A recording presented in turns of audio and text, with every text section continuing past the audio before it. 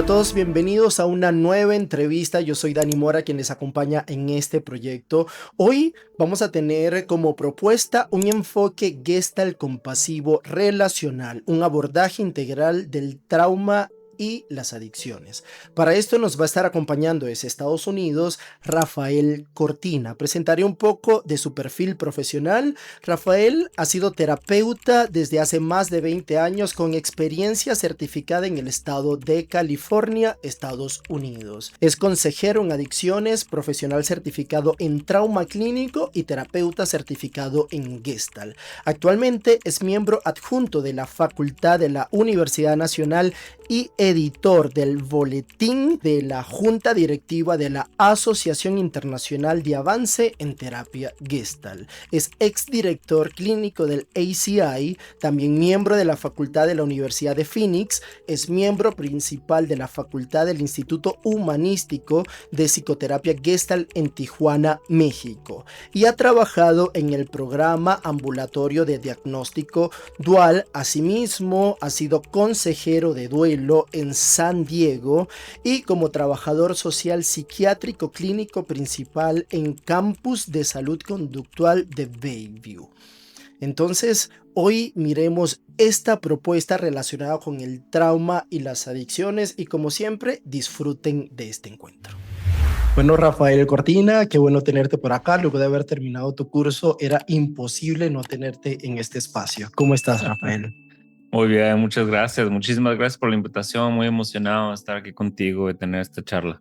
Mm, Bueno, hoy la propuesta es que podamos hablar del enfoque Gestalt compasivo relacional, un abordaje integral del trauma y de las adicciones. ¿Cómo comenzaste a trabajar con esto, Rafael? Un poquito de historia, a ver. Sí, fíjate que es interesante porque muchas veces cuando estoy dando talleres y esto platico un poco de mi historia, la aproximación con las adicciones, porque fue una historia que empezó como para el lado opuesto. Lo inicial era que era lo último que quería hacer, ¿no? O sea, cuando empecé mi carrera, cuando estaba en la universidad, era como adicciones nunca, ¿no? Era algo con lo que no quería trabajar, no me interesaba. Sin embargo, tenía mucho interés con trabajar con patologías más severas, ¿no? Con esquizofrenia, con psicosis, con este tipo de cosas. Y fue muy interesante porque la parte del trauma me quedó muy clara desde un principio, ¿no? Como esta parte, los dolores no procesados, cómo informan las maneras de estar en el hoy, ¿no? Cómo vamos, y hasta en la psicosis hasta cierto punto había como unos patrones de historias no procesadas, de dolores, de este tipo de cosas. Pero digo, también trae una historia familiar donde había mucha adicción a sustancias en familia. Por la parte de mi mamá, todos mis tíos tenían problemas de alcoholismo y demás. Entonces yo creo que era muy informado por mi historia familiar y por esta parte de sentirlo como algo imposible de trabajar. Pero en el proceso, trabajando en diferentes lugares y con diferentes tipos de pacientes y demás, como que me di cuenta que esta parte de la adicción, pensando en sustancias, estaba presente de mucha otra manera, aunque no sea la razón por la cual la gente estaba buscando psicoterapia, había una manera de anestesiar ciertas inconformidades. Y un día, entre que estaba buscando un reto, algo diferente, empecé a buscar como un trabajo nuevo y vi uno para trabajar con adicciones dobles, ¿no? Con patología doble, que es adicción, diagnóstico de una sustancia y un diagnóstico de una patología mental, ¿no? Es algo muy americano. Y fue como el retarme, ahora voy a trabajar con abuso de sustancias directo, ¿no? Entonces estuve trabajando en este programa y fue una experiencia que me abrió muchas puertas porque fue como el darme cuenta que al final de cuentas el trabajar con abuso de sustancias era trabajar con dolor, era trabajar con Mm, trauma, era trabajar con cosas no procesadas. Pues como que un procesamiento bastante lógico de si lo que me interesa es trabajar con el dolor, no podemos ignorar la manera en que la persona aprendió a sobrevivir ese dolor, ¿no? mm. Que es lo que llamamos adicción. Y luego se abrió mi panorámica que no nada más son sustancias, puede ser Claro, relaciones, sexo, juego, totalmente. etcétera. Bueno, yo sé que es muy complejo definir lo que es la adicción porque podemos tomar muchísimos modelos, formas para hacerlo, ¿no? Incluso con todas las experiencias de sufrimiento en Gestalt, que a veces nos tenemos que reducir a una definición, pero sabemos que es algo mucho más amplio. Sin embargo, Rafael, ¿cómo podemos ampliar la comprensión de la adicción, ¿no? Es posible que podamos comenzar un poco con una perspectiva general, es decir, el modelo médico, ¿va? el modelo psicológico tradicional, porque eso también nos atraviesa muchísimo, ¿no? Hasta profundizar en su comprensión desde el modelo gestáltico. Sí, de hecho, cuando empecé como con la idea de querer comunicar algo, de dar pláticas y eventualmente se convirtió en entrenamientos y lo que tú quieres, la motivación inicial no era tanto el trabajo de trauma, el trabajo de trauma era la consecuencia, la motivación inicial era cambiar el paradigma de cómo entendemos la adicción y que solito nos lleva al Mm, trabajo de trauma. Porque para mí era muy importante como esta parte de cómo abordamos y entendemos la adicción mm, es no relacional, se interpone, es como muy patológico, ¿no? Entonces, el modelo médico tradicional, de hecho, digo, el modelo médico fue un avance, ¿no? Porque el modelo tradicional era, una vez más regresando como al abuso de sustancias, era castigado, ¿no? Era, claro, era el adicto, el borracho, ¿no?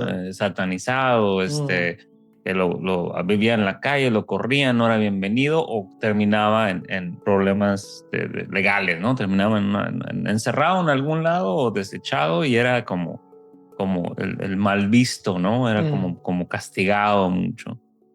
Y viene este modelo médico como en los 40 con la creación y empieza a crecer AA, Alcohólicos Anónimos, toda esta perspectiva de verlo como una enfermedad, ¿no? Cambian la idea de no es una persona o como dices, o satanizado o mala o desgraciado o envidioso, lo que tú quieras, es una persona enferma. Entonces, si lo vemos, es un progreso significante, ¿no? De verlo como enfermedad en lugar de verlo como un déficit de personalidad. Y es la idea de que es una patología, eventualmente se nombra como una patología del cerebro, mm, de que una vez que empiezo a consumir no me puedo tener y el único tratamiento, o no tratamiento, pero la única manera de manejarlo es la abstinencia, ¿no? Porque al final de cuentas es una enfermedad incurable, es una enfermedad crónica, ujú. y la única manera de subsistir sin las consecuencias es la abstinencia, ¿no? Que muchas veces en AA usan esto de que tienes una alergia al alcohol, es como lo explican, ¿no? Es como, si tomas alcohol te va a caer mal porque en tu sistema no tienes la capacidad de procesarlo de una manera sana, ¿no? Y aunque es un aproximado, como te digo, mucho mejor, pero parte desde esta rigidez, que era lo que tú decías, a lo mejor desde los modelos tradicionales donde es abstinencia o no tratamiento, ¿no? Ujú, En los centros tradicionales de tratamiento de adicciones y demás, estás aquí mientras no consumes, pero si consumas vas a la calle, ¿no? Y mucha gente así aborda la psicoterapia, ¿no? O sea, voy a trabajar contigo mientras no consumas, pero si estás consumiendo, pues regresa ya que no tomes, ¿no? Regresa ya que ujú, estés en otro estado.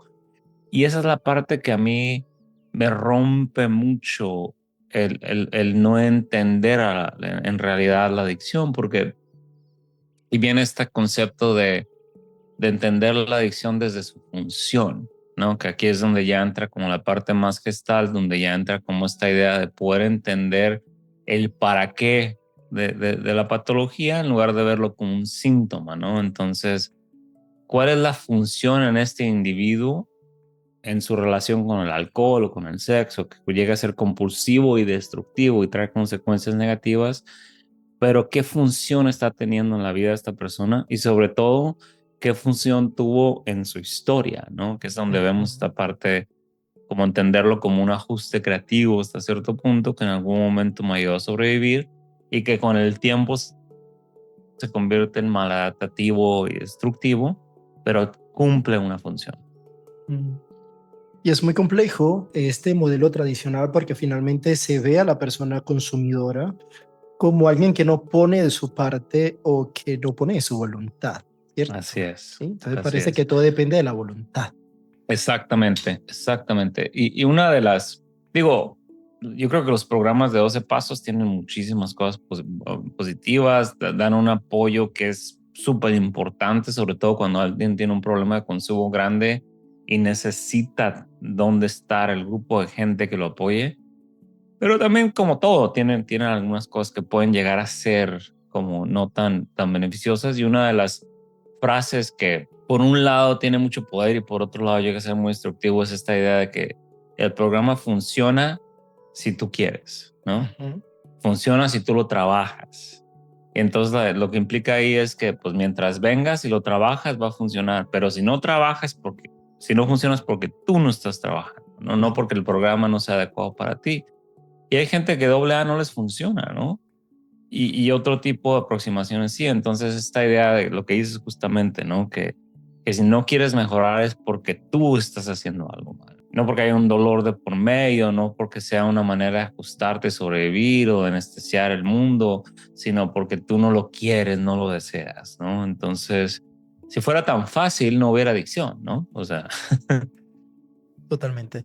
Qué duro y qué complejo, Rafael. Y cómo tenemos que cambiar la perspectiva, ¿no? Porque ahora haces referencia a que la adicción ha tenido una función en ese ser humano. ¿Puedes así es. hablarnos un poquito más de eso? Claro que sí. ¿Cómo que es funcional la adicción? Sí. Sí, creo que es como para poderlo entender y hay gente que habla mucho esto, ¿no? Y uno de ellos es Gabor Mate, que es un médico, no es gestaltista, aunque tiene mucha parte relacional. Gabor Mate, como todos, no todo en su modelo es ideal y perfecto, ¿no? Porque no existe, pero tiene una idea muy, un concepto muy interesante de cómo empezar a conceptualizar esta parte de la función. Y él y muchos, ¿no? Lo que hace él es que lo comunica de una manera que es fácil de digerir, pero al final de cuentas está basado en información de muchos y le da referencia en sus libros. El poder entender cómo esta parte de la función, es decir, la manera en que lo puedo entender es solamente, no exclusivo, pero me ayuda muchísimo el poder entender desde una manera histórica, ¿no? Desde dónde empezó, de dónde fue el ajuste creativo y en la gran mayoría es adolescencia, adultez joven, a veces 11, 12 años, es cuando empezó el consumo o el comportamiento activo antes de que se convirtiera en problema, antes de que fuera destructivo en su vida. Porque ahí es donde podemos ver la función, ¿no? Entonces, por ejemplo, si estamos hablando con una persona que consume alcohol, vamos a decirlo para ponerlo fácil, ¿no? Y dice, cuando empecé a consumir, pues fue en la preparatoria, ¿no? Cuando empecé a ir a las fiestas y me daba mucho miedo hablar con la gente, tenía mucho miedo de platicar, me sentía muy inseguro, tenía miedo de que se dieran cuenta de que no era suficientemente inteligente o valiente, lo que tú quieras.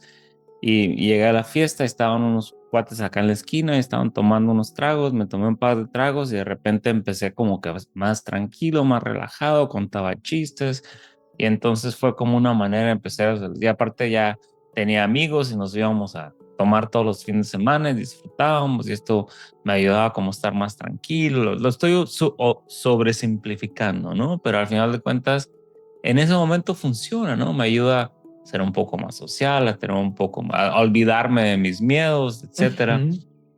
Y para muchos ahí termina, ¿no? Pero ¿qué pasa cuando a esto le agregamos desconexión familiar? ¿Qué pasa cuando a esto le agregamos historias de crítica, de expectativas, de dolor, Ujú. un hogar donde hubo ansiedad, donde hubo falta de apoyo, donde hubo abuso verbal o físico o sexual, donde ya Ujú. está cargando con estos dolores no procesados sin un Claro. entorno donde lo pueda compartir, pues se convierte en una manera de poder salir a respirar que me ayuda a salir adelante, ¿no? A poder sobrepasar ese momento y buscar una manera de pertenecer, de ser parte de algo. Claro. Rafael, ¿y cómo identificamos una persona con una adicción? ¿Hay características para esto?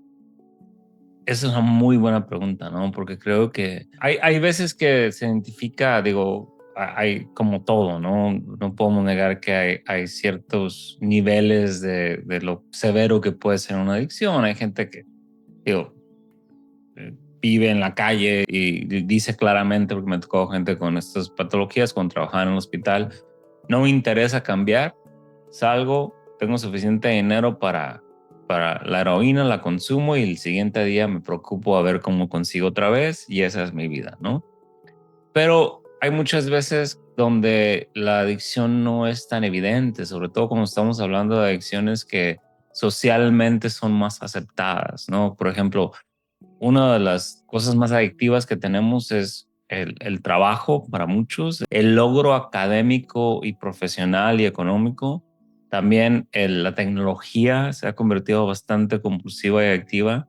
Entonces, si solamente lo basamos en la capacidad de poder producir, de trabajar, de tener ingreso económico, de tener casa, de verme presentable, entonces es bien difícil decir que esa es la manera de poder evaluar una adicción.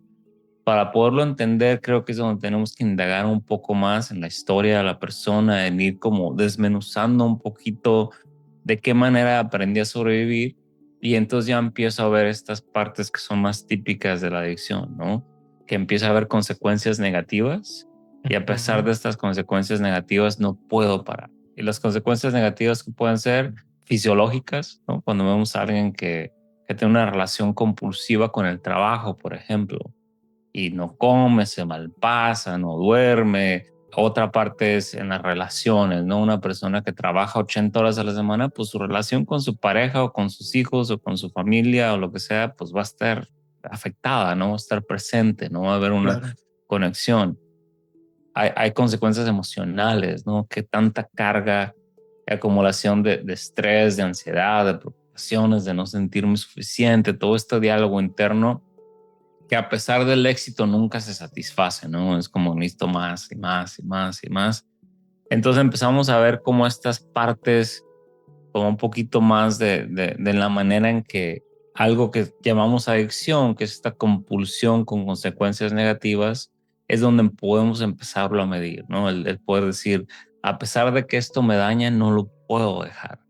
A pesar de que yo sé que no es sano para mí pasar 5 horas en la tarde en el teléfono o consumiendo pornografía o lo que sea, y al final de que esto termina me siento incómodo, me siento con culpa, se me olvidó ir a recoger a los niños, o se me olvidó regresar a la llamada al cliente, o se me olvidó que tenía que limpiar la casa, lo que sea, ¿no? Y sin embargo vuelvo y vuelvo y vuelvo. Entonces, cuando podemos empezar a desenmascarar una adicción es cuando se pueden compartir las consecuencias negativas y que aún así no puedo detener. Y de verdad no puede, Rafael, ¿cierto? Sí, creo que aquí es donde es un matiz diferente, ¿no? Porque recuerdo cuando empecé a trabajar con abuso de sustancias, era casi el lema para poder explicar una adicción a los pacientes. Era: una adicción es el uso de una sustancia a pesar de las consecuencias negativas, ¿no? El continuar usando una sustancia a pesar de las consecuencias negativas. Y ahora con el tiempo tiene un matiz un poco diferente, ¿no? Es el continuar con sustancia, acción, relación, lo que sea. A pesar de las consecuencias negativas, no tengo la capacidad o la voluntad para dejarlo. Mm, Ese pequeño matiz, la capacidad de la voluntad para dejarlo, es lo que lo hace diferente, porque estamos, claro. estamos dando la voz a la realidad de que a pesar de que me hace daño, no sé cómo vivir sin ello. No lo puedo soltar porque el soltarlo es peor que no tenerlo. Bueno, eso nos va a servir más adelante para hablar un poquito de las pautas o algunas coordenadas para la intervención, ¿cierto? Ahora, otro tema central es el trauma. ¿Qué es el trauma y qué huellas puede dejar en la vida de una persona que ha atravesado por un trauma? Sí, esta es una pregunta que me gusta, ¿no? Porque muchas veces cuando pensamos en trauma nos vamos en el evento demasiado, ¿no? Un abuso, una muerte, un accidente, una infancia donde hubo mucha agresión. Y no quiero decir que nada de esto no sean eventos importantes y dolorosos, ¿no? Pero para mí la mejor manera de poder entender trauma es un dolor no procesado. ¿Por qué? Porque al final de cuentas, una pérdida, un abuso, una agresión me lastima, es un dolor, es algo que me está haciendo daño. Pero la consecuencia del trauma no es lo que pasó, sino lo que queda. Es esa parte que queda impresa, que a la larga, el no poderlo hablar, el no poderlo decir, el no poderlo procesar, el no poderlo compartir, se convierte como una parte de mi esencia, se convierte en una parte de quien soy. Y el trauma es como algo que se fermenta y se germina y crece en la oscuridad, en lo no hablado. Entonces, porque es muy diferente cuando paso por un dolor y tengo un entorno seguro y una persona empática con quien lo puedo compartir. No quita que el evento haya sido terrible, pero la consecuencia es diferente porque es un dolor compartido, es un dolor procesado, es alguien con quien me acompaña en el dolor, me acompaña en el proceso. Y eso no quiere decir que no me afecte, pero no se convierte en algo que se arraiga y que vive en esta oscuridad, que ya es parte de mi esencia, que no puedo decirlo porque todo el mundo se va a ir abajo, ¿no? Entonces, la gran diferencia para mí es que lo que llamamos traumas son esas experiencias de dolores que se quedan arraigados y que no pueden ser procesados y que no es seguro compartir, ya sea porque lo intento y el daño es peor o porque simplemente no hay nadie que me vaya a escuchar ni para qué lo hablo. Es muy difícil, Rafael, en esta sociedad donde somos alérgicos al dolor del otro. No, no hay un hogar relacional, un suelo relacional para poder contener al otro. ¿Qué nos pasa como sociedad, Rafael? Una excelente pregunta. Creo yo que una de las teorías que he escuchado y que me hace sentido es como que la realidad es que no estamos hechos para vivir como vivimos. ¿Qué quiero decir con esto? Los seres humanos vivíamos en tribus y la tribu era quien se encargaba de todos los miembros de la tribu. Entonces un niño nunca estaba solo. Siempre había un adulto que lo cargara, que lo cuidara, si lloraba, si necesitaba hambre. Y no nada más mamá y papá, sino eran todos los adultos. Entonces ahora vivimos en un mundo donde le encargamos a dos personas que se encarguen de los niños, pero no nada más de eso, ¿no? Que trabajen, que tengan una carrera, que tengan un propósito, que tengan éxito, etcétera. Y creo yo que a consecuencia de esto, casi todos los seres humanos que vivimos en la era moderna tenemos alguna historia de experiencia de abandono. Todos tenemos alguna historia de experiencia de abandono porque al final de cuentas los padres no pueden estar de la manera en que lo necesitamos, ¿no? Entonces, creo que gran parte del problema es que hemos evolucionado de alguna manera donde ya no va con nuestra naturaleza relacional. Esto no quiere decir que pues ya valimos y ya se acabó y ahí quedamos, ¿no?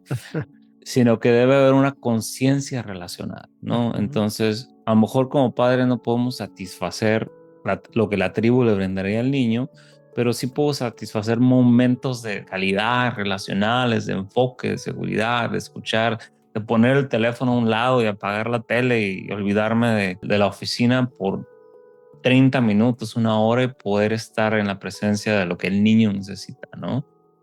No va a ser suficiente, pero es mucho más que lo que muchas veces damos. Entonces, por un lado, creo que es esta parte de la conciencia relacional que va muy apegada a esta idea de gestal, ¿no? Y Ujú. por otro, de la conciencia relacional como adultos con adultos, ¿no? Porque al final de cuentas es difícil el lidiar con esta parte de mis dolores de apego y los tuyos y cuando no me siento seguro y demás, ¿no? Es como el cómo encontrar una realidad que no se convierta en extremo. Acabo de escuchar un concepto, ya ves que hay mucho estudio de de los apegos seguros y no seguros y demás, ¿no? Y estaba tomando un entrenamiento y creo que era Susan Johnson, con la que hizo la terapia enfocada en las emociones, ¿no? Y dijo, un apego sano es cuando necesito de alguien y le llamo y esa persona viene. Eso es un apego sano. Y se me hizo una manera muy hermosa de entenderlo, ¿no? Porque creo yo, cuando lo pienso para mí, puedo saber cómo se siente esa experiencia de las dos maneras, ¿no? Cuando tengo un dolor, me siento Ujú. mal, tengo ya sea fisiológico o emocional, y llamo y esta persona viene, o cuando llamo y no viene nadie, ¿no? Entonces, esta es la parte de qué manera podemos abordar o mitigar la consecuencia de este dolor no procesado del trauma. Es la conciencia relacionada, la conciencia de si llamo a alguien y viene, lo importante para qué es, y si llamo a alguien y no viene, el poderlo entender, pero no convertir en una realidad de mí mismo, ¿no? Entonces, es un matiz bastante complicado y no sé si le estoy dando suficiente lucidez, pero eso es lo que me viene. No, Rafael, yo creo que es un tema para discutir horas. Yo creo que días incluso. Pero bueno, por ahí nombrabas la relación que has venido encontrando entre el trauma y la adicción. Háblanos un poco acerca de esto, Rafa. Claro. Sí, hay una frase de Gabor Mate que me encanta, que es la adicción no es el problema, es la intención de resolver el problema. Entonces de ahí cambiamos este matiz de cuál es la función de la adicción y nos abre el panorama de si es una manera de tratar de sobrevivir, de resolver algo, qué es lo que hay de fondo, ¿no? Entonces este es donde empezamos a ver una relación entre el trauma y la adicción. Lo que yo creo que pasa es que llega un momento donde tenemos todos estos dolores no procesados que van creando estas como gestal fijas de conceptos de mí mismo, de quién soy, cómo el mundo me ve y cómo tengo miedo que me vean o descubran y demás, y busco estas maneras adaptativas de estar en el mundo.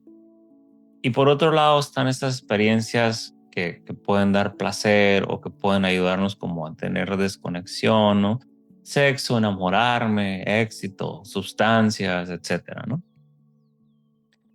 Entonces lo que yo creo yo es que cuando venimos cargando con tanto dolor y cosas no procesadas y de repente encontramos como esta manera de que todo se desaparece por un momento, ese es el ajuste creativo, ¿no? En este momento me está sirviendo para sobrevivir en el entorno en el que estoy, ¿no? En el momento de mi relación con el campo, el introducir esta manera de estar me ayuda a poder interactuar con el campo de una manera que siento que es más fructífera, más beneficiosa, me siento más seguro, etcétera, ¿no? Con lo que le podamos poner de calificativos. Y para algunos, esta manera de sobrevivir, esta sustancia, esta manera de ser, sexo, enamorarme, lo que sea, se convierte como en la única manera de poder estar. Y entonces, si no tengo esto, lo único que me queda es el dolor, ¿no? Una manera que lo explico yo como una metáfora es, si estamos en un río turbulento y no podemos salir y el agua nos está llevando, ya no puedo, ya me cansé, estoy tratando de mantenerme a flote y no puedo. En eso viene un tronco flotante y me agarro del tronco. En ese momento ese tronco es lo mejor que me pudo haber pasado, porque el río estaba turbulento, ¿no? Pero ya me agarro el tronco, llego, ya llego a una parte donde el río está tranquilo, ya pasó la turbulencia y me doy cuenta que el tronco tenía un nido de arañas y ya me están comiendo el brazo, ¿no? Ya tengo todo mordido y ronchas y demás. Y entonces ya el tronco se convierte en la peor cosa que pude haber escogido en mi vida, ¿no? Y es como el peor error que pude haber agarrado. Pero no, esa es la parte injusta, ¿no? Porque en el momento de la turbulencia, si no hubiera llegado el tronco, me ahogo. Ahora, que a la larga ya no fue sano y tuvo otras consecuencias y no lo solté a tiempo, como quieras poner la idea, ¿no? Pero para mí esta es la parte donde empieza a ver cómo esta relación en que a pesar de las consecuencias negativas es la única manera de respirar, entonces es bien difícil dejarlo. Y a mí lo que me informa esto como terapeuta es cuando hablo a la aproximación de qué otra posibilidad hay, abstenencia o lo que sea, que estamos hablando de dejar algo que me ha ayudado a sobrevivir por tanto tiempo y no nada más un problema que tengo que quitar. Y por eso es tan difícil a veces esta aproximación a considerar una abstinencia o algo de sobriedad, porque si no Ujú. tomo en cuenta en cómo está conectado con un dolor no procesado y le tengo que hacer espacio a la expresión del dolor, a que haya suficientes recursos para poder estar en de qué manera esto me lastimó, lo puedo compartir con otro ser humano y solamente quiero quitar la manera de sobrevivir, pues no va a funcionar, va a haber una descompensación terrible. Por eso hay tanta gente que sale huyendo de los centros de rehabilitación, ¿no? Porque me quitaste mi manera de sobrevivir y lo único que me vas a dejar es el dolor sin los recursos para manejarlo, pues me Ujú. voy, ¿no? O sea, esto es imposible. Claro. A ver, tendríamos que preguntar entonces, ¿para qué te ayudó la adicción? Creo yo que sí. ¿Y cuál sería el valor clínico de eso, Rafael? Creo que el valor clínico es que podemos quitarlo de la patología de esto es algo terrible que te estás haciendo y poder Ujú. entender qué necesidad estabas cuidando con este comportamiento que se convirtió en adicción a lo largo. Esta es una parte muy importante para mí, ¿no? Y lo digo mucho cuando veo entrenamientos. Cuando vemos la necesidad que estaba siendo satisfecha o a lo mejor hasta cierto punto anestesiada con lo que se convierte en adicción, estamos haciendo una aproximación importante. Entonces, ¿qué me da? Me da seguridad, me da paz, me da sentirme amado, sentirme importante, sentirme seguro. Esas valorado, visto, valioso. Esas necesidades no son patología, son necesidades básicas de los seres humanos. El Ujú. sentirme que pertenezco, el sentirme que valgo, el sentirme que alguien valida quién soy, etcétera, ¿no? Entonces, cuando vemos la necesidad, y lo que pasa muchas veces con la adicción es que lo patológico es que necesito aprobación. Muchas veces lo veo esto con pacientes, ¿no? Mis problemas es que necesito que la gente me apruebe, no debería importarme. Ujú. Entonces, consumo la droga y ya no me importa, entonces ya soluciono el problema, ¿no? Pero ya que quito la adicción y solo quedo esta parte, debo dejar de sentir que la gente me apruebe es importante. Y hasta cierto punto hay, a lo mejor sí hay una realidad en que si solamente te basas en eso, pero al final de cuentas, la necesidad de aprobación no es una necesidad humana básica. Ujú. ¿Qué ser humano no necesita ser visto, validado, querido, pertenecer, ¿no? Entonces, creo yo que gran parte de poder ver la función es poder conocer la necesidad y lo llamo rescatar la necesidad del comportamiento compulsivo, ¿no? Entonces, si tengo una necesidad de ser valorado y aprendí a sentirme valorado a través de este comportamiento, tener relaciones sexuales con gente, porque en ese momento como sí quisieron acostarse conmigo, pues ya siento que valgo, ¿no? Pero en cuanto se acaba, tengo que buscar la siguiente, la siguiente, la siguiente. Entonces, si puedo decir, como deslindar de la compulsión sexual, mi necesidad de ser valorado, se abre la puerta para varias cosas, ¿no? Una donde en qué relaciones me siento valorado, que vale la pena invertir tiempo y a lo mejor un poco obvia, cómo me valoro yo, ¿no? ¿Cómo me cuido hoy yo? ¿De qué manera me doy esto que necesito hoy yo como adulto, cuando yo tengo la capacidad de cuidarme? Entonces, es como poder rescatar esta parte de lo que necesito, que es natural, de algo que encontré la manera de satisfacerlo, que a lo mejor se convirtió en patológico o destructivo. Claro, hablas de temas muy importantes, Rafael, porque la psicología tradicional por ahí se puede enfocar en la reducción del consumo a la sustancia o a ese comportamiento, sea el que sea, ¿no? Entiendo que, por supuesto, eso es importante, pero el enfoque terapéutico y gestáltico está enfocado en eso, en la reducción del consumo. Desde mi perspectiva, no. ¿Por No, qué no? porque creo yo que, déjalo respondo de una manera más, como que respondí impulsivamente, no, pero no como meta principal.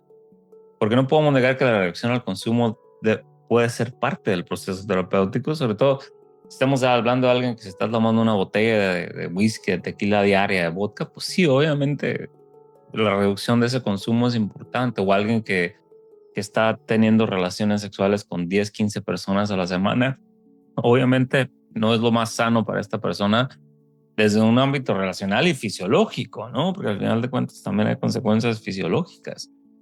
Entonces, no es negar que la reducción a esos comportamientos que están haciéndome daño no sea importante, pero creo que la diferencia para mí es que eso se convierta en el objetivo de la terapia, sino creo yo que la parte importante y lo que, como que algo que me afianza es la experiencia de lo vivido con pacientes, con clientes, ¿no?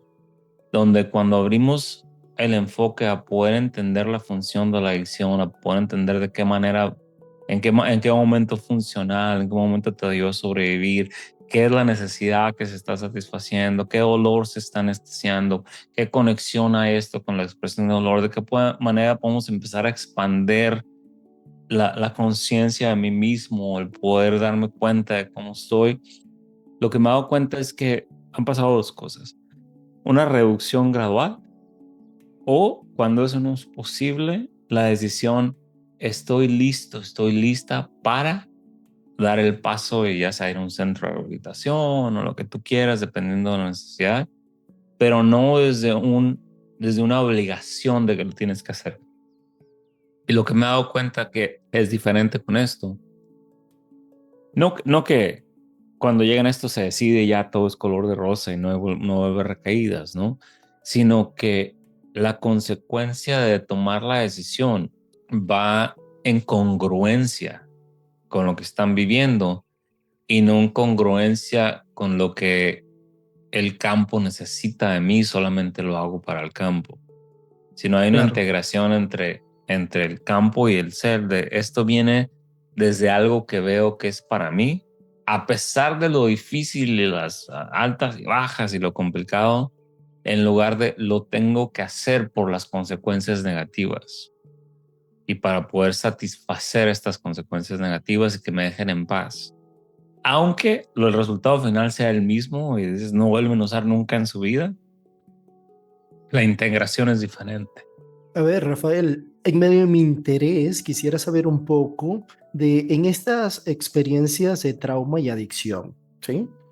Son varias preguntas y la podemos ir desglosando. ¿Cómo opera el self, la formación de figuras, el ajuste creativo y cómo es el campo? ¿Sí? Podemos comenzar por ahí con el self.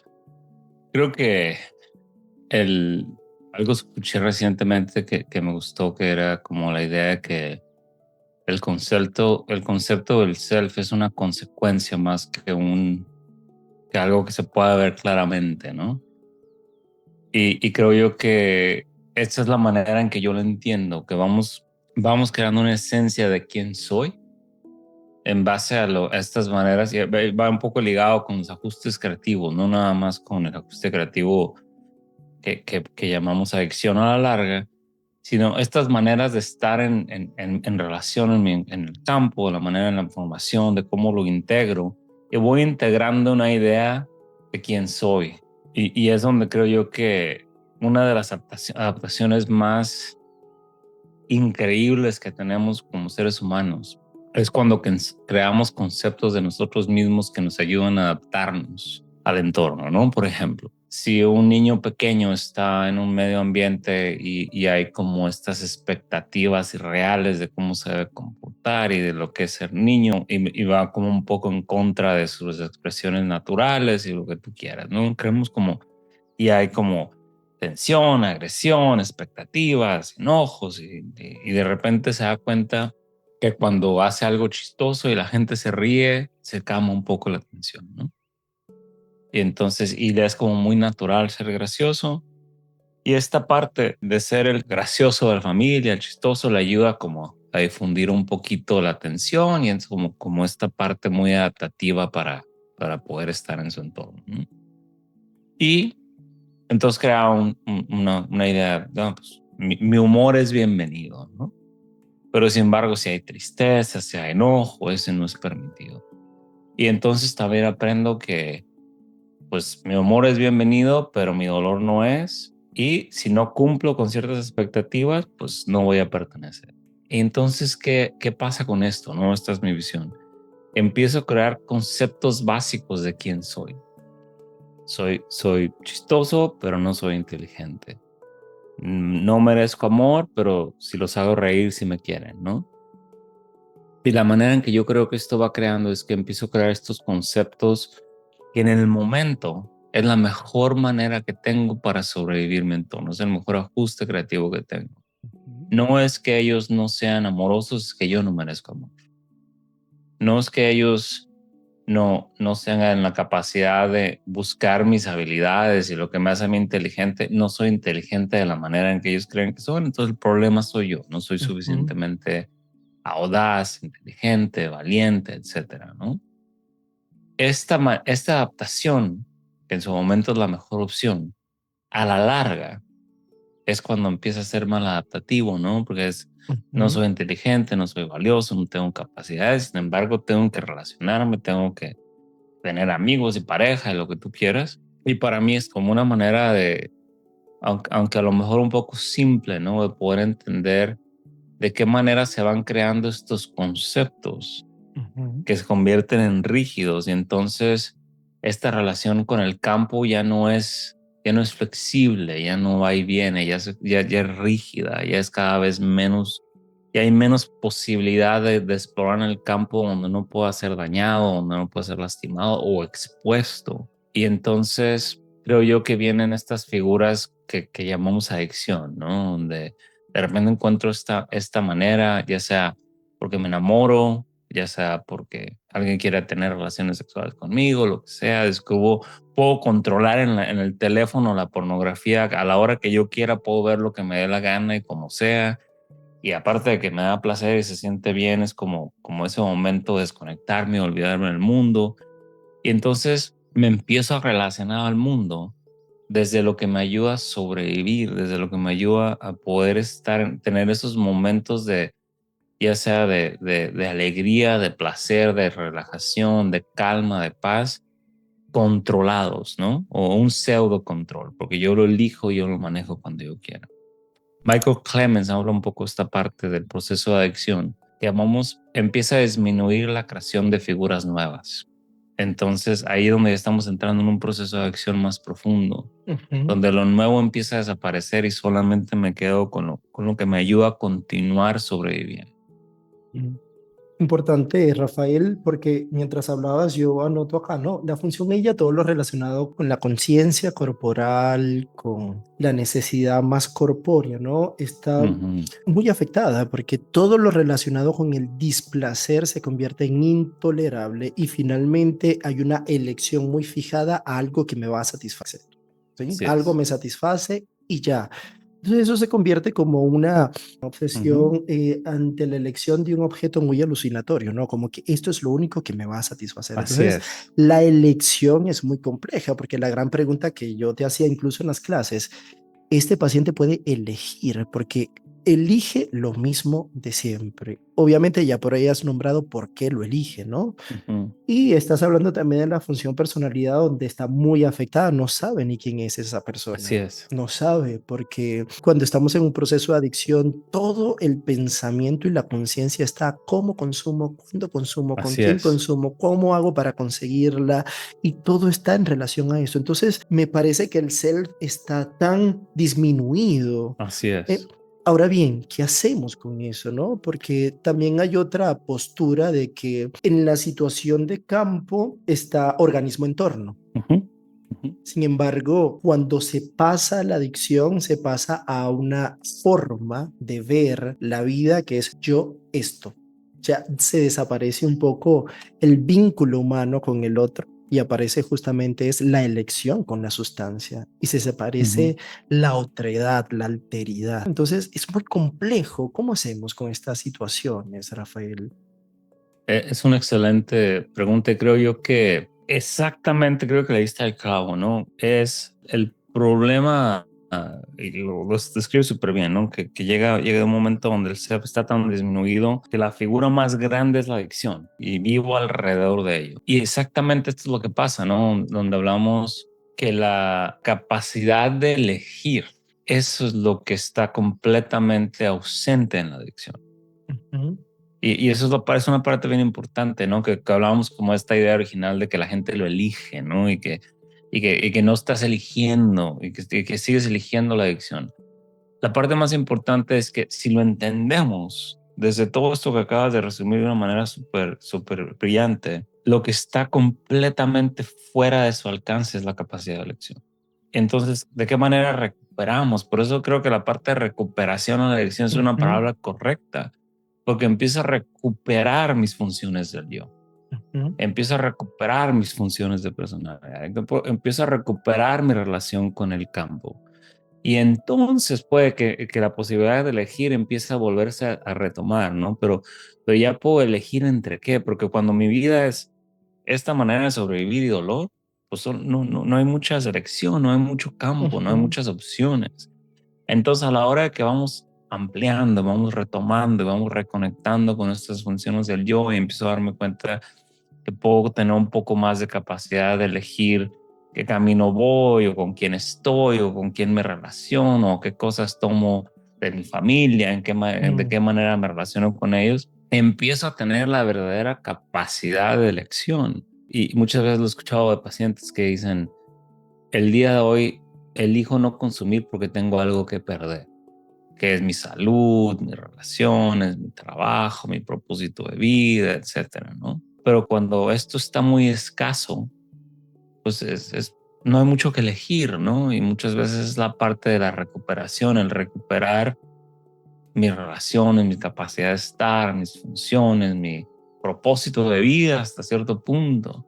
Y entonces sí hay algo que elegir, porque antes de eso no lo hay.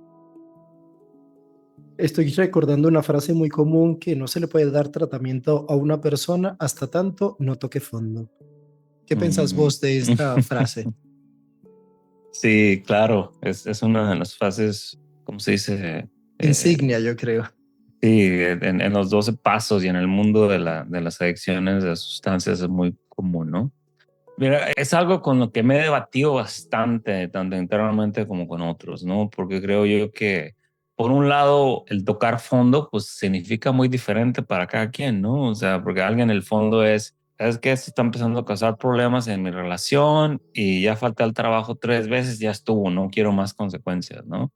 Y para otro el fondo ya ya no tiene relación con su pareja, con sus hijos, ya no tienen trabajo y demás, y no ha llegado el fondo, ¿no? Entonces, creo que esta idea del fondo, en primer lugar, el fondo de todos es diferente. Y lo otro es que aquí es donde viene la relación con el trauma. Si el fondo solamente es el reconectar con la misma historia de lo que yo ya sabía de mí mismo, ¿cómo va a ser fondo? ¿No? Si yo crecí creyendo no merezco, no valgo, soy una persona sin capacidad relacional, la gente que me quiere se va, nadie me ve, nadie le importo. Pues qué fondo va a haber más que lo que ya conozco, ¿no? Entonces es donde creo yo que este del fondo puede ser un poquito confusa, porque al final de cuentas lo que yo creo que he visto y he leído y he escuchado en muchas historias de gente en recuperación, que más que el castigo, lo que más les ayuda es la esperanza, es el sentir que a alguien le importa, ¿no? Cuando alguien dice, ya deja de hacer esto, que no te das cuenta que nos estás haciendo daño y eres un egoísta y no te importa nada, pues si me quisieras, dejaras de consumir. Y esa parte no hace mucho, ¿no? Porque sí, pues sí, Mm. soy basura y tienes razón, ¿no? Pero cuando alguien dice, digo, esto no es magia para cualquier persona que tiene una persona con adicción, ¿no? Pero si te digo, eres muy importante para mí y te quiero y me duele ver cómo te estás haciendo daño, pero quiero que sepas que te sigo queriendo y eres importante para mí. Y por eso me duele el que estés haciendo estas cosas que te hacen daño. Ahí estamos abordando la esencia de tú como ser humano. Eres importante, no tus acciones te definen. Y para mí eso es como un matiz súper importante. Lo que sí podemos controlar en el proceso de psicoterapeuta es de qué manera abordamos al otro. Desde Mm. veo tu valor como ser humano a pesar de todo el dolor y todo lo que haces por lastimar, o pórtate bien para que ya te quieran. Entonces para mí esa es la parte que es bien importante, como a qué me estoy aproximando, reconocer tu dolor y poder ver tu humanidad, o a cómo dejas de hacer estas cosas destructivas. Claro. Bueno, tengo un montón de preguntas, pero creo que podemos seguir con el modelo que propones, que es compasivo relacional. A ver. ¿Mm? Esto es como, el nombre fue una consecuencia de la experiencia, ¿no? Creo que esa es una parte importante porque creo que como nos pasa mucho en el proceso de poder encontrar el cómo compartir con otros algo que he venido experimentando, fue algo como el énfasis relacional, creo que ya lo hemos venido hablando, ¿no? Lo importante de la parte relacional del proceso psicoterapéutico, pero cuando hablamos de relacional, por lo menos para mí, no nada más es la relación terapéutica, sino el desarrollo de la relación del individuo consigo mismo, ¿no? Con todas estas partes, con todas estas cosas, como para mí la terapia no es respuesta en relación, ¿no? O sea, cuando digo, sí tengo esta experiencia o este momento, cuando me enojo con mi pareja y no puedo comprenderlo, es porque en ese momento como que me está pegando desde un dolor anterior, entonces ya lo dejo de ver objetivamente y lo veo como un agresor. Entonces, esa respuesta no te sirve de nada, sino es una relación diferente de cuando esto pase, qué parte de mí está en juego y cómo me relaciono con esta parte, ¿no? Entonces, la parte relacional le viene desde ahí, ¿no? Es de poder crear este espacio relacional conmigo mismo y con los demás, y obviamente en el proceso terapéutico. Y la parte de compasión de la misma manera, que para mí esto me lo dijo una terapeuta, una amiga y colega que está acá en California, más al norte, Felicia Carroll, que trabaja con niños y adolescentes. Cuando estamos hablando de esta parte de la parte compasiva, me dijo, es que estás nombrando algo que siempre ha sido parte de la psicoterapia Gestalt, ¿no? Pero es como poner el foco y nombrar compasivo, no porque en la Gestalt no haya habido compasión, pero para mí esta parte de la compasión viene una vez más, no es mi relación compasiva con el otro, ¿no? Que creo yo que la gran mayoría de los que andamos en esto tenemos esta parte compasiva, en esta parte de cuidado, esta parte de ver al otro desde una manera más allá de lo que decía hace rato, ¿no? O sea, no nada más veo como alguien que empuja, sino entiendo que empujas para sobrevivir, ¿no? Pero para mí el enfoque está en cómo traer a la figura la compasión del individuo consigo mismo. ¿Cómo puedo empezar a verme de una manera más compasiva? ¿Cómo puedo ver estos comportamientos activos desde un foco de compasión en lugar de desde un foco de juicio? Puedo entender, fue la menor manera que tuve para sobrevivir. Y eso puede ser triste, puede ser doloroso, pero no es como castigarlo, sino verlo desde esta parte de compasión, de poder empezar a poderlo ver con claridad. Y normalmente digo, ¿no? Para mí, para poder tener compasión, tengo que conocer, porque es muy difícil tener como una compasión en cuerpo con alguien que no conozco, ¿no? O sea, pasa una tragedia donde muere gente y puedo sentirme triste, puedo ser un poco pobre, pues, pobre de su familia y todo esto, pero en el avión iba mi sobrina y pues va a ser una experiencia súper diferente, ¿no? Porque hay relación, hay conocimiento. Entonces, para mí esta parte de la relación compasiva conmigo mismo implica la necesidad de conocer, de poder de veras darme cuenta y ver objetivamente desde el adulto de qué manera estas experiencias, y no nada más de niñez, ¿no? Porque al final de cuentas en la psicoterapia gestal nos importa el pasado, aunque tanto afecta al principio, ¿no? Porque no nada más es el ayer de hace 20 años, es el ayer de ayer, ¿no? El ayer de hoy. Entonces, ¿de qué manera puedo empezar a tomar la responsabilidad de mis acciones, pero sin verlo de una manera agresiva y punitiva para de veras empezar a crear posibilidades de elección de lo que hablamos, ¿no? O sea, ¿por qué elijo el día de hoy no tomar? Porque este vale la pena, ¿no? Porque lo que tengo hoy vale la pena. Lo que te decía, para poder elegir, tengo que saber qué estoy eligiendo, qué estoy cuidando, por lo cual, ¿por qué vale la pena el día de hoy no tomar la salida fácil de que si me echo 2 tragos ya se me va a acabar el problema, ¿no? Mañana va a estar esperándome, pero por hoy funciona. Entonces, para mí esta es la parte de honrar lo rápida que es la posibilidad de la elección y lo arraigado que es la posibilidad de la compasión. Y hay algunas condiciones, características en este enfoque que te planteas. Pones la mirada sobre algo además de lo compasivo y lo relacional. Sí, creo que viene mucho la mirada de esta parte de poder. Hay dos partes, ¿no? Que creo que son importantes. El estar con el otro creo que es lo más importante. Lo llamo yo como el ser testigo. Y lo llamo testigo porque no es lo mismo escuchar a ser testigo, ¿no? Para mí ser testigo es una presencia. Y la presencia, estoy aquí, estoy como testigo de lo que me compartes, de tu dolor, de tu alegría, de tus dificultades, de tu historia, etcétera, ¿no? Y el poderlo comunicar, ya sea con palabras o con presencia o con fenomenología, ¿no? El poder estar con el otro. porque para mí esta base del espacio co-creado de la relación terapéutica es lo que nos da las posibilidades de explorar todo lo demás, ¿no? Entonces, para mí la base más importante es el cómo estar con el otro. Y de ahí viene la posibilidad de empezar a explorar. Creo yo que una manera de entenderlo es como de que el poder comprender mi relación con la adicción, estas experiencias de vida, esto que viví, de qué manera me ajusté, cuáles fueron las maneras que he encontrado de sobrevivir, cómo hacer estas conexiones de mente y cuerpo y de experiencia.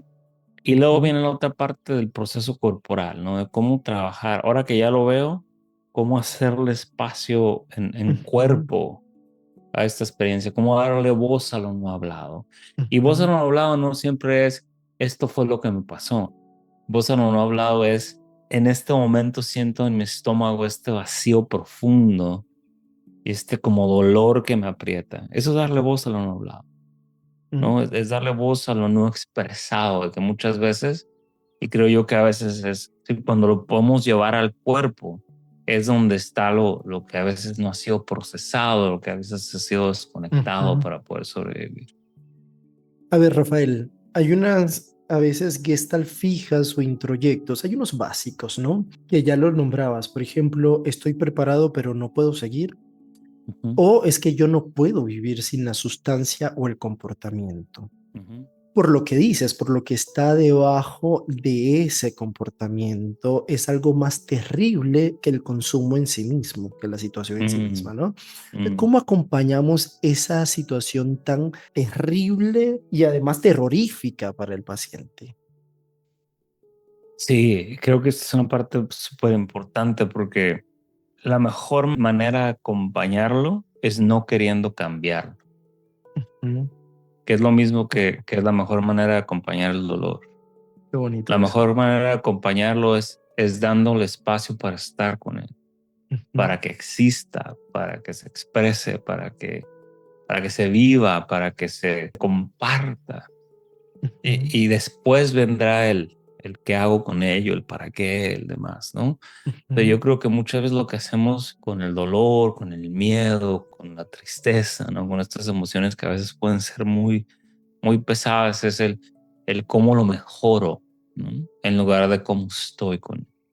Entonces yo creo que lo mejor que podemos hacer es, iba a decir nada, pero no es nada, es mucho, es estar, ¿no? Bien. Y siempre aparece una demanda muy grande, ¿no? Como aparece ese terror de no saber cómo atravesar, porque nunca en mi vida he tenido la referencia de cómo atravesar eso y por eso vengo a terapia. A ver, aparece ese deseo de dime qué hago, cómo lo hago, por Claro. favor, dame una orientación. Y vemos, por ejemplo, que en Alcohólicos Anónimos es que Dios tiene el poder de tu vida, ¿no? Aparece Ujú, lo que dicen los psicoanalistas, la ley del padre, ¿no? Hay algo que te ujú. a quien tú le entregas algo y Ajá, allí todo empieza a cambiar, pero con unas pautas. así es. Entonces, ante esa demanda, ¿qué hacemos? También me puedes decir, nada. Claro, y creo que para muchos esa parte de los 12 pasos es un gran camino, ¿no? Pero a veces también limita, pero sí creo yo que, y es verdad, muchas veces cuando llega alguien con esta desesperación del el dime qué hacer, ¿no? Y para mí es como muy importante el no, ¿cómo lo puedo decir? Como el no minimizar la importancia de la pregunta porque no te la puedo responder, ¿no? O sea, porque o sea, yo no te puedo decir qué hacer, pero yo creo que a veces lo más importante es como el decir, qué importante, qué gran necesidad que estás haciendo esta pregunta, ¿no? Qué gran necesidad, qué deseo tan grande hay de ayuda, de salud, de ayuda, de algo, de luz, atrás de decirle a otro, dime qué hago para estar bien.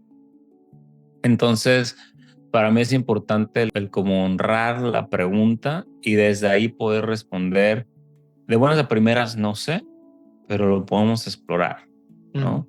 Pero lo que sí te puedo decir, por ejemplo, es que lo que podemos empezar a hacer es a lo mejor aquí es donde yo creo que viene que los grupos de apoyo sí pueden ser buenos para algunas personas cuando están en ese momento de total, necesidad, ¿no? Porque les da un algo de qué agarrarse, ¿no? claro.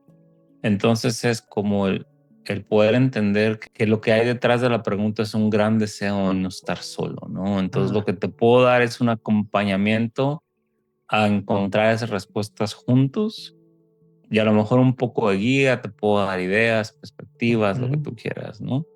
Pero creo que la necesidad del ayúdame es súper humana, ¿no? Vamos pues claro. regresando a lo del apego, ¿no? De que si necesito algo, hablo y viene alguien, ¿no? Mm, Y claro. creo yo que a veces siento yo que en la psicoterapia gestal con el deseo en ser no directivos y como muy relacionales, a veces se nos pierde como esta parte del por qué no responder a esa pregunta más allá del yo no te la puedo responder porque, porque así no funciona, ¿no?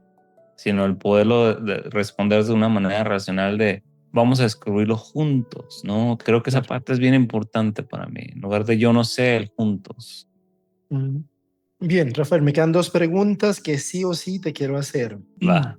Una es, ¿qué pautas le das al paciente fuera del consultorio? Porque consumes fuera del consultorio. Dentro del Ujú, consultorio obtiene una relación de apoyo, de ayuda, ujú, pero sí consume allá afuera. ¿Le das alguna ujú. pauta para eso o no? Sí, para mí una muy importante, digo, cuando hay veces que, como te dije, sí recomiendo grupos de apoyo, puede ser una pauta fuera del consultorio, pero para mí una súper, súper importante cuando empezamos a expandir la conciencia, mi invitación es, está bien que no estés listo para dejar de consumir lo que sea, ¿no? La acción, la persona, lo que tú quieras, pero mi invitación es que traigas a conciencia el para qué estás usando. Entonces, antes de consumir, el detenerte y decir, ¿para qué quiero consumir el día de hoy? Porque estoy triste, porque estoy enojado, porque me siento mal, porque lo extraño, por lo que sea, ¿no? Porque para mí eso da una pauta de conciencia de la relación con la adicción que es súper importante. Claro, Y no para que lo deje, simplemente para que haya un poco más para que la relación con la adicción se convierta en algo que está en la conciencia y no en algo que es automático porque no es otra manera de sobrevivir. claro.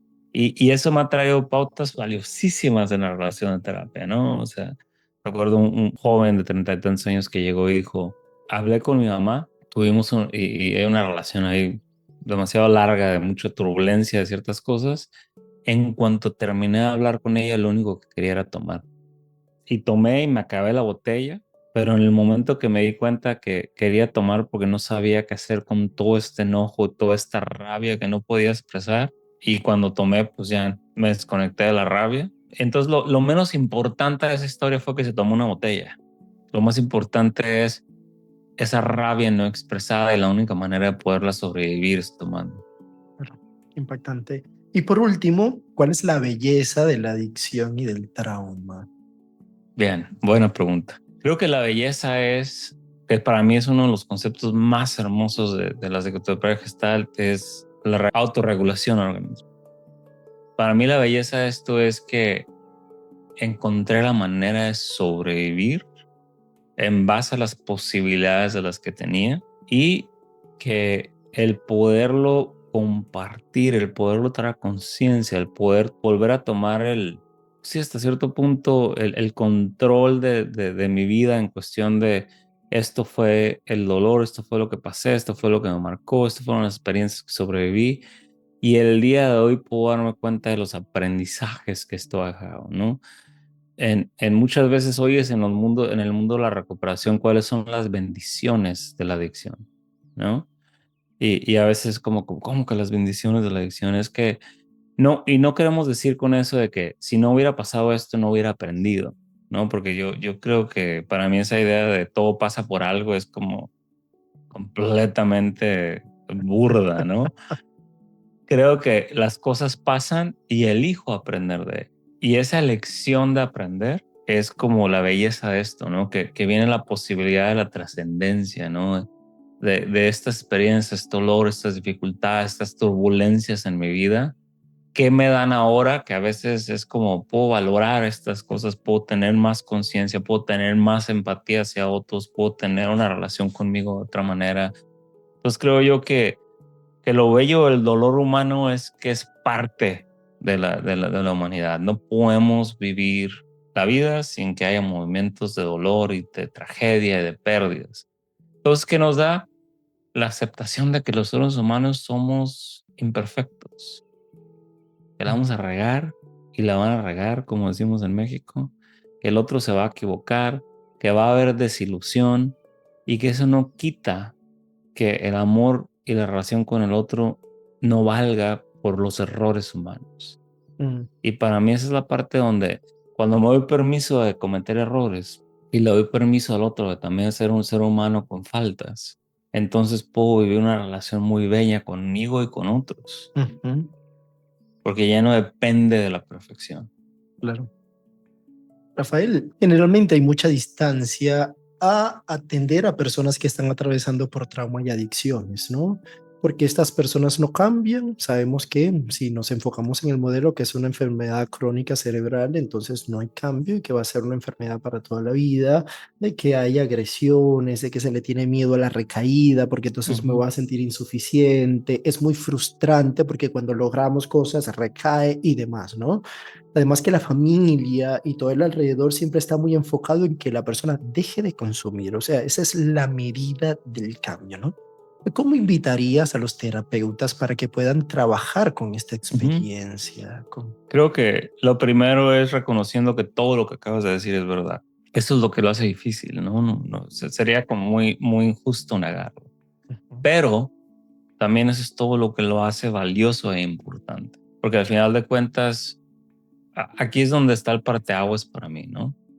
Si yo veo al otro como alguien que miente, manipula, es difícil, complica, es deshonesto, engaña, etcétera, y mi trabajo es que lo deje de hacer y que se conversa y deje de tomar, o puedo ver al otro como una persona que aprendió a adaptarse de estas maneras extremas, ujú, porque fue la manera que encontró de sobrevivir y que cada que me empuja, lo que tengo que tener curiosidad es por qué hay necesidad de empujar, no para qué me está empujando o cómo me deja empujar. Si el día de hoy hicimos un gran avance y de repente te desapareciste porque tomaste 2 semanas, no es por qué tomaste 2 semanas, es para qué tomaste 2 semanas, es de qué manera aprendiste que esta era la única manera que tenías para sobrevivir cuando compartías tu dolor. claro. Entonces, para mí eso cambia es mucho más fácil para mí trabajar con alguien que su dolor lo lleva a protegerse de maneras extremas o alguien que es súper difícil y cansado porque nunca me dice la verdad. Mm, Bueno, Rafael, qué bonitas reflexiones. Yo me voy súper feliz de este encuentro. Gracias por compartir con todos nosotros todo lo que sabes. Claro, muchas gracias, Dani. A ti. Me encantan tus preguntas, ya te lo había dicho antes también cuando estuviste conmigo. Y qué bueno que estás haciendo este proyecto, creo que es muy importante y súper honrado poder compartirlo contigo. Y con todos los que escuchan estos videos. Rafael, Así es. un gusto, un gran saludo desde Colombia y bueno, nos vemos en otra oportunidad. Cuídate mucho. Igual, gracias. Chao.